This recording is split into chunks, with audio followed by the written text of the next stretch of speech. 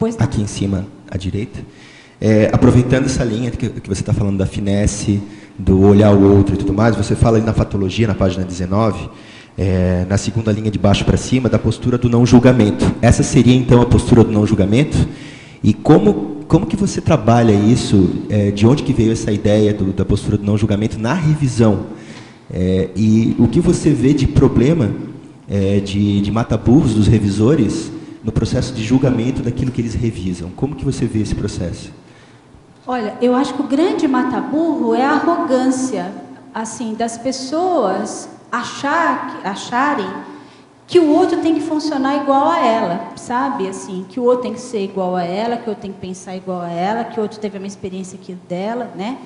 Então, o que eu imagino, quanto mais evoluída é uma consciência, ela já passou por alguns mata-burros das suas patologias, né? Das suas dificuldades, do estresse da autossuperação. Então, veja, por que ela vai julgar o outro se ela sabe que é tão difícil para ela também? E aí, veja, o que eu acho que é o mais difícil? Você ter contato com algo, principalmente você pega um texto, tem uma interação, não estarão só aquelas duas consciências, estará uma galera, né? Uma galera holobiográfica, com pensamentos diferentes, com patologias diferentes, ao contrário também, com evoluções avançadas diferentes. Então, como a gente negociar esses aprendizados, esses funcionamentos, essas informações, principalmente na nossa miopia multidimensional, né? Agora eu estou falando de campos interdimensionais, da gente começar a desenvolver esse parapsiquismo mental somático via interação, via signo multidimensional, que não é uma coisa tão simples. Então, veja, também não adianta você ser um expert de apreensão de um campo e você, de fato, ter uma postura não aberta, uma postura de julgamento, de não compreensão do outro. Então, veja, o parapsiquismo, sem uma evolução de autodiscernimento, sem uma evolução de conteúdos, também não nos ajuda. Porque você vai ter contato com aquilo, você vai fazer o quê com aquilo? Você vai manipular, você vai estrambelhar, você vai querer mandar no outro? Então, veja. Então, essa postura de não julgamento, para mim, me passa assim, com um esforço de sobrepairamento. O que é o sobrepairamento?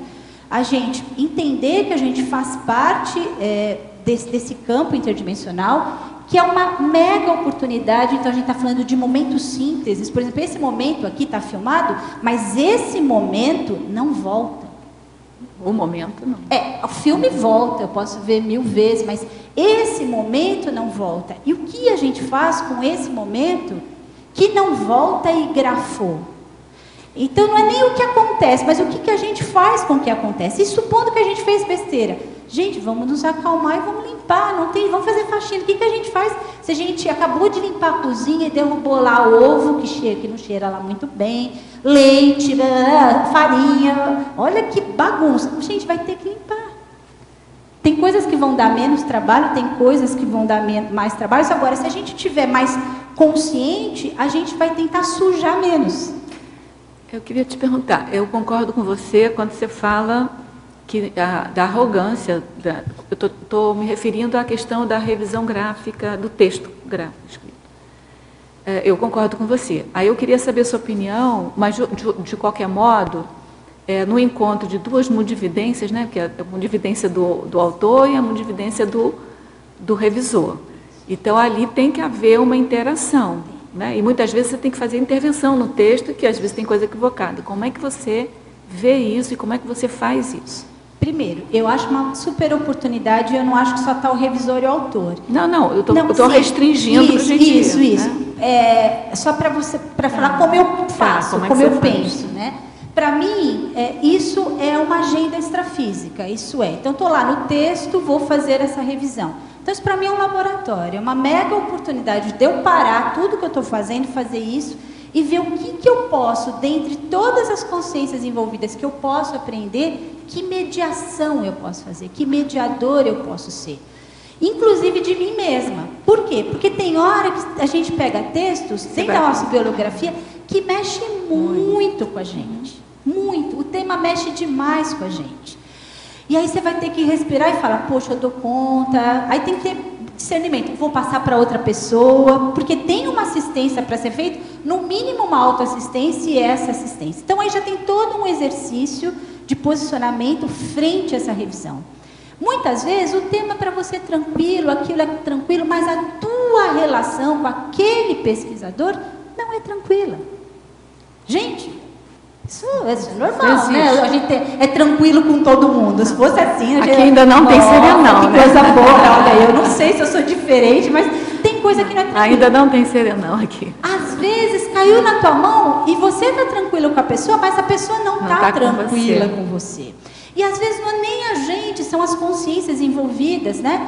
E é uma grande oportunidade holocármica. Então, como eu faço com isso? Primeiro, saber que é complexo assim. Tá. O primeiro ponto é reconhecer. É complexo. Aí eu tento entender o meu nível de sobrepairamento. Quando ele está bom, vai ficar muito mais fácil. Porque mesmo as consciências indo lá bravas, o próprio pesquisador não entendeu, eu sei na minha intencionalidade, eu estou tranquila porque está sobreparado. Quando não está sobreparado, eu vou ter que trabalhar isso comigo, para ter respeito a esse texto, às consciências envolvidas, e também na minha devolução nisso. E aí, o que acontece? Eu acho que a gente tem que ter bom senso. Dá para eu participar dessa interassistencialidade que eu estou envolvida?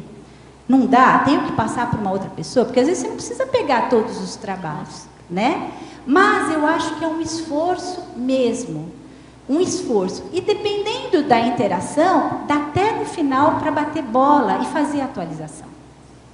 Então, por isso que eu digo, cada caso é um caso. Agora, é um exercício muito grande de não omissão, de trabalhar a comissão superavitária no sentido mesmo desse sobrepairamento. Quando você fala passar para o outro, só se aquilo você considerar que é melhor para o outro, né? Por exemplo, eu ainda não tive essa experiência. Todos os textos que eu peguei, você deu conta. Nós demos conta, né? Isso é, o pesquisador deu conta, a equipe deu conta. Isso não quer dizer que não teve dor de barriga, tá, gente? Uma coisa muito séria, o revisor, ele perceber como é importante ele fazer uma higiene no campo. Porque, por exemplo, o revisador, mesmo se ele viver sozinho, ele tem as consciências, tem os gatos, os cachorros, os vizinhos. Agora imagina quando ele convive com outra pessoa, né? Que pode ser seu parceiro, pode ser seus filhos, pode ser, enfim. Então, gente, o que adianta a gente fazer uma revisão? Ah, legal, dei conta, vou ser assistencial e a casa toda suja. A galera toda lá, né? Então, é muito importante para a gente buscar esse autodiscernimento. Tudo que até coloco aqui, trabalho energético, perceber que aquilo é uma agenda extrafísica, né? Então, a gente se programar. Eu vou fazer agora, da minha agenda de vida, quando que eu vou fazer? Nessa semana eu tenho que entregar esse trabalho para a Rosa.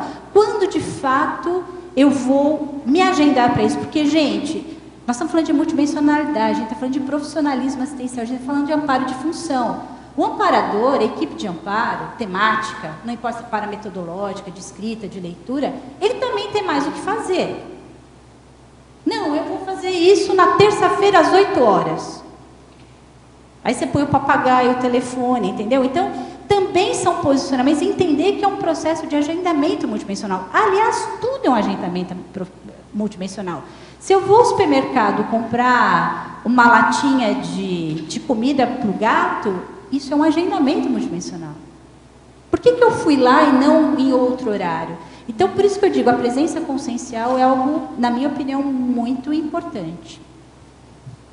Rodrigo, eu não sei se eu respondi a questão do não julgamento. Tem alguma coisa a mais que... Tem só mais uma coisinha. Então, deu para entender bem, você já repete bastante no texto, e a pergunta que a Rosa falou, também ficou bastante claro nisso, que não tem como você ser um revisor dentro da conscienciologia ou do ponto de vista do paradigma consciencial, sem essa predisposição à assistencialidade, né? A assistencialidade parece que é a base. E na sua opinião, assim, na sua experiência pessoal e dos pesquisadores que você já trabalhou nesses anos todos, qual que você faria a síntese de qual seria esse perfil desse pesquisador? Assim, o que a pessoa tem que desenvolver para isso? Do revisor gráfico? Do revisor gráfico, Olha, primeiro que eu acho que tem uma diferença muito grande do leitor multidimensional e do revisor multidimensional. Só que o revisor multidimensional, ele é um leitor multidimensional. Então, primeiro, vamos falar do leitor multidimensional. É aquela consciência que ele está fazendo um esforço cognitivo para ser multidimensional e ele começa a perceber que o texto que ele está aprendendo, seja de um livro, de um jornal, seja do que for, e mesmo da vida, né, do paracontexto, ele é um campo gráfico e que é muito importante a gente ter uma sustentabilidade desse campo. Então, por exemplo, uma coisa é ter uma heterocrítica, eu não concordo com esse autor, eu não concordo com essa predisposição do autor, e outra coisa é eu criar uma guerra, um campo de guerra frente àquela leitura. E isso é muito sério, porque a gente às vezes não vê que a gente cria campos de guerra e a gente tem uma estante em casa cheia de guerras.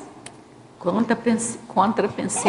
Então veja, gente, a gente desenvolver uma postura de ler um texto, não concordar com ele e sustentar esse campo, não é uma coisa tão simples. Então, ser um leitor multidimensional, eu já acho que é algo delicado. E quando eu falo leitor, lembra, leitor, como trabalho com a parasemiótica, é a apreensão. Então, eu posso ser leitor de um filme, eu posso ser leitor de um texto, eu posso ser leitor de um contexto, eu posso ser um leitor de uma prateleira no supermercado, né? Então, como que a gente lida com isso? Então, sermos um leitor multidimensional, eu não acho que é uma coisa tão simples. Agora, quando a gente se predispõe a ser um revisor multidimensional, eu vou ser mais do que um leitor. Isso é, eu vou estar vendo aquele campo, eu vou me posicionar para aquele campo, ser um campo interdimensional, eu vou buscar a apreensão dos contextos a partir da mediação dos signos, dos confores gráficos, que é onde a gente forma os textos, né? Porque, veja, aqui a gente está cheio de signo gráfico, né? De confor gráfico, que representam que ideias, palavras, entrelinhas. Então, a gente aprender esse texto aqui, gráfico, grafêmico, cheio de pontuação, cheio, né? Só que aí eu também quero ser um revisor, isso é, eu vou parar e não vou só ler. Eu vou me predispor assistencialmente, autoassistente e heteroassistente, para contribuir no quê? Nessa GESCOM, nessa futura GESCOM. Então, o revisor, ele é mais do que um leitor. Agora, eu acho muito difícil um leitor, um revisor parapsíquico, nunca ter pensado do papel da leitura multidimensional, né? Então, acho que a gente está falando aqui em métodos e campos da cognição e da parasemiótica, mas no caso das questões dos signos gráficos grafêmicos. Então, acho que tem essas diferenças. E aí, com o tempo, com o banco de dados, com a autorreflexão, a gente vai ficando um pouco mais experiente, né? E aí cada um vai ter um processo, um ritmo, uma holobiografia, uma conexão com o tema. E aí cada caso é um caso, não vai ter muito jeito não.